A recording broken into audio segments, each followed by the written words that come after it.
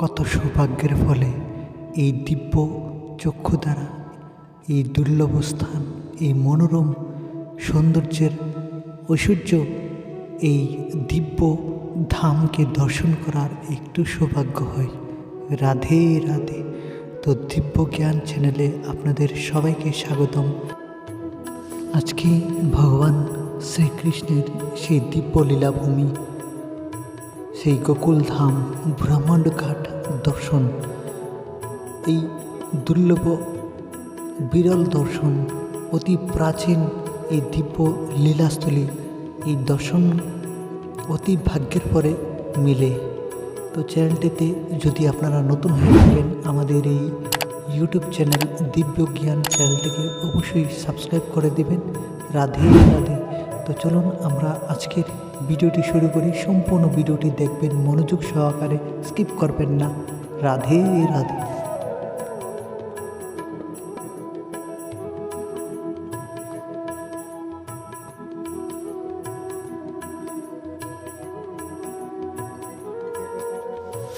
ভগবান আমাদেরকে কত সুন্দর চোখ দিয়েছে, তাই না?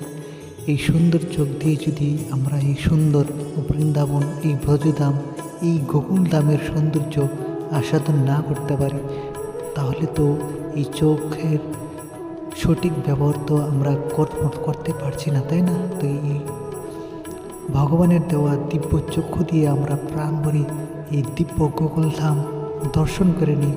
রাধে রাধে। হয়তো এই জন্মের পর হয়তো আর কোনো জন্মে আমরা মানব হতে পারবো কি না জানি না, তবে এই অতি দুর্লভ মানব দেহে দ্বারা আমরা আজকে এই সুদুর্লভ দিব্যস্থান গোকুলধাম, অতি প্রাচীন দিব্যস্থান দর্শন করে নিন। রাধে রাধে।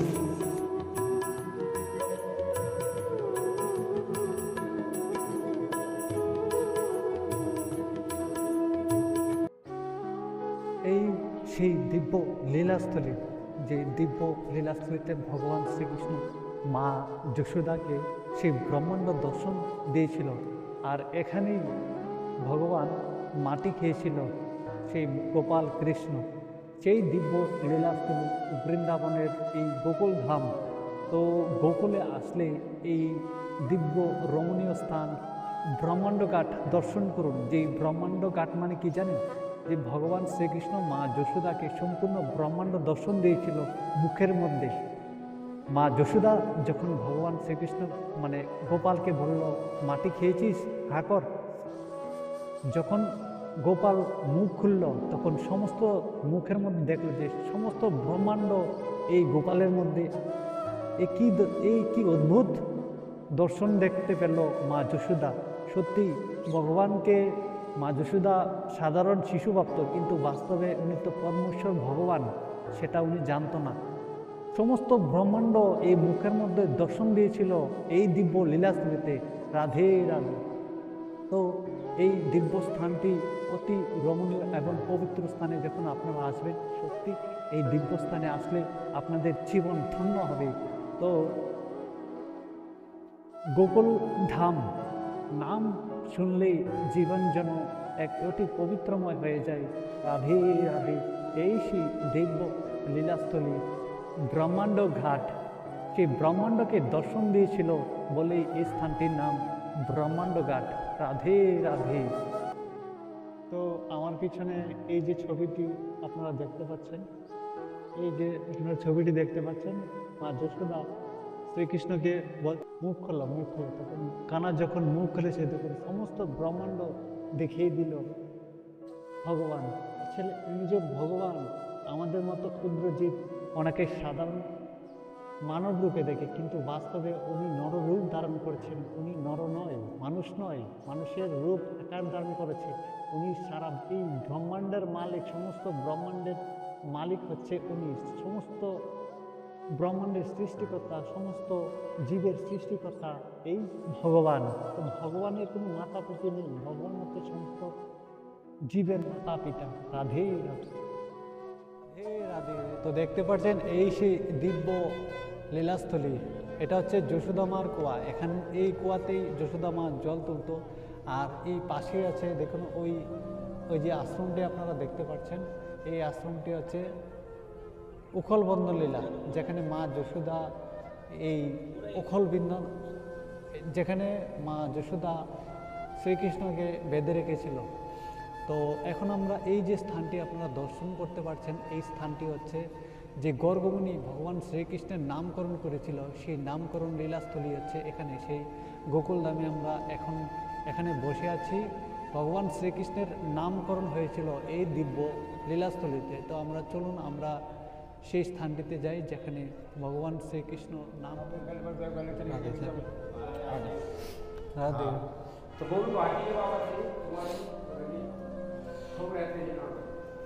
তো রাধে রাধে। তো দেখতে পাচ্ছেন এই সেই দিব্য স্থান, যে স্থানেতে ভগবান শ্রীকৃষ্ণের নামকরণ হয়েছিল। তো গর্গমুনি সেই ভগবান শ্রীকৃষ্ণের নামকরণ করেছিল এই দিব্য স্থানেতে। তো এই দিব্য স্থানেতে আসা তো অপূর্ব ভাগ্যের বিষয় না, বহু ভাগ্যের ফলে এই দিব্য লীলাস্থলীতে এসে একটু দর্শন করার সৌভাগ্য হয়। সত্যি এখানেই ভগবান শ্রীকৃষ্ণের নামকরণ হয়েছিল।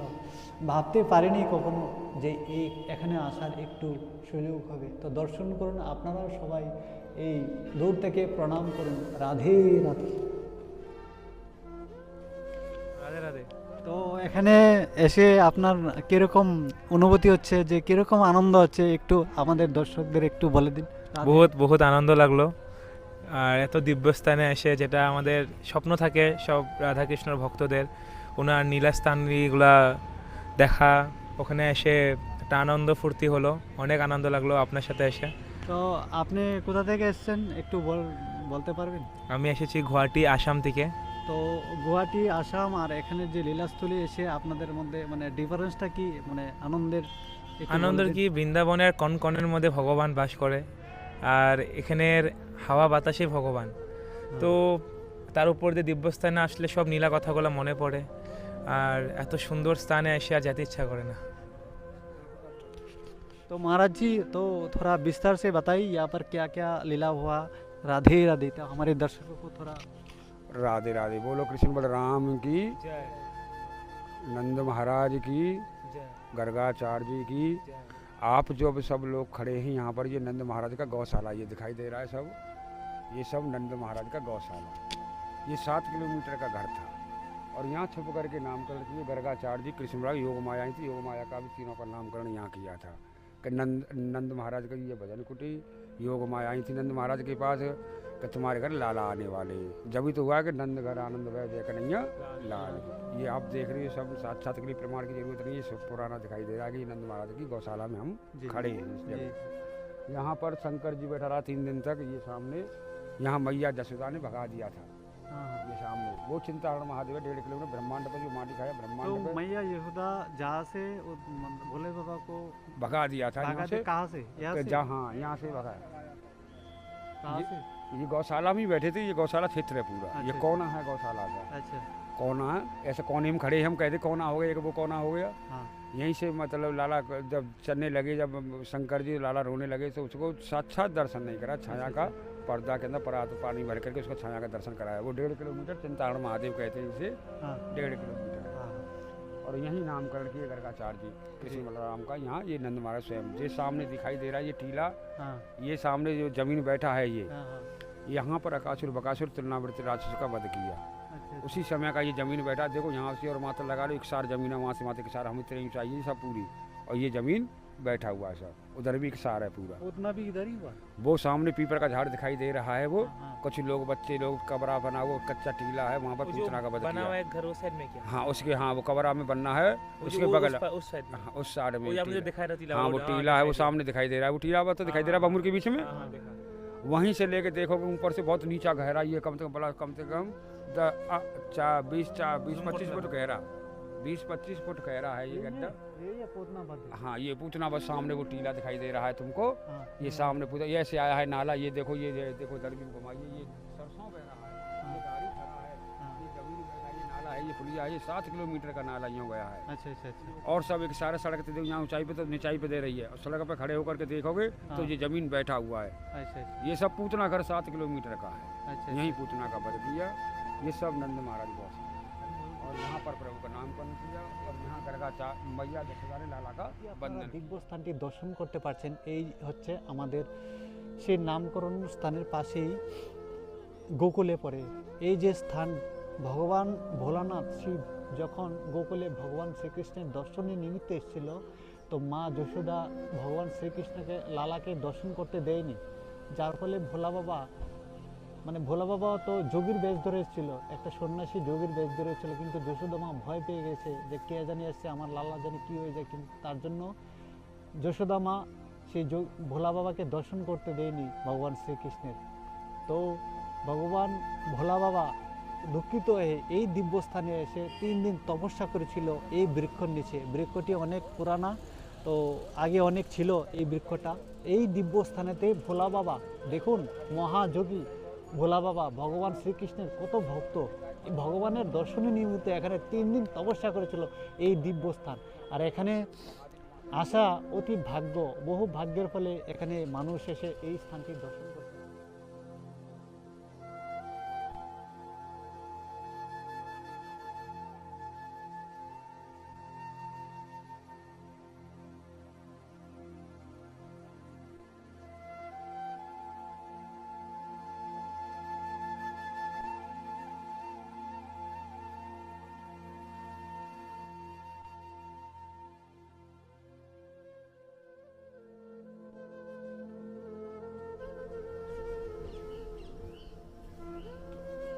রাধে রাধে। আসলে বাস্তবে কি জানেন, এই ভগবান, উনি যে ভগবান, যখন কংসের কারাগারে ভগবানের জন্ম হয়েছিল, তো ভগবানের কোনো জন্ম হয় না, ভগবান আবির্ভাব হয়, ভগবানকে আবির্ভাব হতে হয়। কারণ কি জানেন, কংসের কারাগারে ভগবান শঙ্খ চক্র গদা এই পদ্ম চতুর্ভুজ রূপ ধারণ করে ভগবান এই দেবকী এবং বসুদেবের সামনে আবির্ভূত হয়েছিল। তখন দেবকী এবং বসুদেব ভগবানের স্তুতি করলেন, হে প্রভু। এই কংসের কারাগারে যখন ভগবান শঙ্খচক্র চতুর্ভুজ রূপ ধারণ করে এসেছিল, তখন দেবকী ও বসুদেব ভগবানকে স্তুতি করে বলতে লাগলেন, হে প্রভু, তোমার এই ঐশ্বরূপ রূপ আমরা দর্শন করতে চাই না, আমরা তোমাদেরকে নিয়ে আমাদের কোলে খেলতে চাই, তোমাদেরকে সে বালক রূপে দেখতে চাই হে প্রভু। তখন ভগবান তাদের সেই স্তুতি শুনে ভগবান সেই শঙ্খচক্র যে রূপ, ঐশ্বর্য রূপটা ছেড়ে তখন বালক রূপে পরিণত হয়ে গেল ভগবান। সাধারণ শিশুর রূপ ধারণ করে নিল এই কংসের কারাগারের মধ্যে।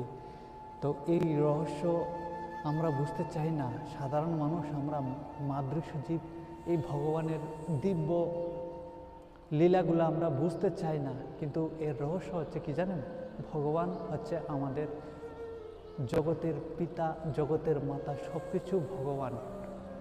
তো এর মূল রহস্য হচ্ছে ভগবানের এই দিব্য লীলাস্থলী।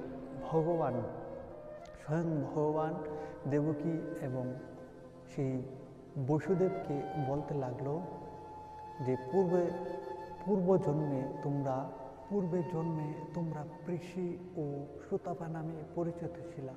পরিমাণ 12 সহস্র বছর তোমরা দুজন আমাকে কঠোর তপস্যা করেছিলে। তোমাদের সেই কঠোর তপস্যা সন্তুষ্ট হয়ে তপস্যার ফলে আমি তোমাদেরকে দর্শন দিয়েছিলাম, আর এই দর্শনের ফলে তখন তোমরা বর প্রার্থনা করেছিলে আমাকে যেন পুত্ররূপে তোমরা পাও। কিন্তু আমার মতো গুণশালী, আমার মতো যেন পুত্র তোমাদের হয়। তখন আমি তোমাদেরকে তথাস্থ দিয়েছিলাম। দাপর যুগে আমি তোমাদের পুত্ররূপে আবির্ভূত হলাম। আর এই জগতে আমার মতো, এই পৃথিবীতে আমার মতো গুণশালী কেউ নেই। অতএব আমি তোমাদের পুত্ররূপে আবির্ভূত হয়েছি এই ধরাধামে। বাস্তবে কি জানেন, ভগবানের জন্ম কর্ম সব কিছু দিব্য অলৌকিক। ভগবান হচ্ছে চিন্ময়, দিব্য, সচ্চিদানন্দময়। ভগবানের কোনো মৃত্যু হয় না, ভগবান আবির্ভূত হয়। ভগবান মানে আছে, ভগবানের কোনো মৃত্যু নেই, ভগবানের কোনো মাতা পিতা নেই, ভগবান এই সমস্ত চরাচর, এই সমস্ত ব্রহ্মাণ্ডের পিতা। তাই ভগবান এই যে আপনারা যশোদা বলছেন, যশোদাও ওনারা সেই পূর্বজন্মের রহস্য, ওনারা যশোদা এবং নন্দ ওনারাও ভগবানকে তপস্যা করেছিল। তো বাবা, এই নন্দ বাবা এবং যশোদা তারা পূর্বজন্মের ধরা ও দ্রোণ নামে পরিচিত ছিল। ওনারা ভারতবর্ষে গণ্যমাদন পর্বতে 10,000 বছর কঠোর তপস্যা করেছিল। সেই কঠোর তপস্যার প্রভাবে ভগবান তাদেরকে দর্শন দেয়নি। ভগবান শ্রীকৃষ্ণের দর্শনের নিমিত্ত ওনারা কঠোর তপস্যা করেছিল, তথাপি ওনাদের দর্শন হয়নি। তখন ওনারা দুঃখিত হয়ে সেই অগ্নিকুণ্ডে প্রবেশ করতে গিয়েছিল। তখন ভগবান তাদেরকে, তখন সেখানে দৈববাণী হলো যে দাপর যুগে তোমরা নন্দ এবং যশোদা রূপে আবির্ভূত হইবা এবং ভগবান শ্রীকৃষ্ণ তোমাদেরই পুত্র রূপে আসবে। এই হচ্ছে ভগবানের জন্ম রহস্য। ভগবানের মাতা পিতা নেই, ভগবানকে গর্বে আসতে হয় না, জানেন তো? এই রহস্যটুকু মানুষ জানে না। এই যে আপনারা শুনেছেন, এখন ওনারা পূর্বজন্মে অনেক তপস্যা করেছিল ভগবানকে প্রাপ্তির নিমিত্ত। আর আমাদের মাত্র মাদৃশ্য জীবরা ভগবানকে সাধারণ জীব রূপে দেখে, সাধারণ মনুষ্য রূপ দেখে, কিন্তু ভগবানের মাতা পিতা নেই। ভগবান, আমাদের যত সৃষ্টি, যত মনুষ্য, পশু পাখি, সমস্ত সৃষ্টি হচ্ছে এই ভগবান আমাদেরকে সৃষ্টি করেছে। আর আমাদের সমস্ত জগতের পিতা মাতা হচ্ছে ভগবান শ্রীকৃষ্ণ, তাই না? ভগবানের জন্মকর্ম যে দিব্য, এই রহস্যটুকু জানতে পারলে আপনি ছক্কা লেগে যাবে আপনার। এই রহস্যটুকু জানতে গেলে কত জন্ম চলে যায়। হ্যাঁ, আমরা সাধারণ মনুষ্য ভাবি ওনাকে। রাধে রাধে। তো আজকের এই ভিডিওটি আমি শেষ করার পূর্বে আপনাদের কাছে বিনতি, নিবেদন এবং প্রার্থনা বলতে পারেন যে আপনারা এই ফেসবুক অথবা ইউটিউব চ্যানেলের মাধ্যমে দেখছেন, তো অবশ্যই ফেসবুকে যদি দেখেন অবশ্যই এই ফেসবুককে ফলো করে দেবেন, লাইক করে দেবেন, শেয়ার করে দেবেন। আর যদি ইউটিউব চ্যানেলে আপনারা দেখেন অবশ্যই আপনারা সবাই চ্যানেলটিকে অবশ্যই সাবস্ক্রাইব করে দেবেন। তাহলে আপনাদের দ্বারা এই সাবস্ক্রাইবটি আমি চিরকাল রাখবো। জানি না আপনাদের কেমন লাগলো, অবশ্যই কমেন্ট করে জানাবেন। আর ভুল ত্রুটি হলে অবশ্যই ক্ষমা নিজকে রাধারানীর কাছে প্রার্থনা করি আপনারা যেন সবাই ভালো থাকবেন, সুস্থ থাকবেন। এই দিব্য দেবদুর্লভ এই মনুষ্য জন্ম বহু ভাগ্যের ফলে মিলে।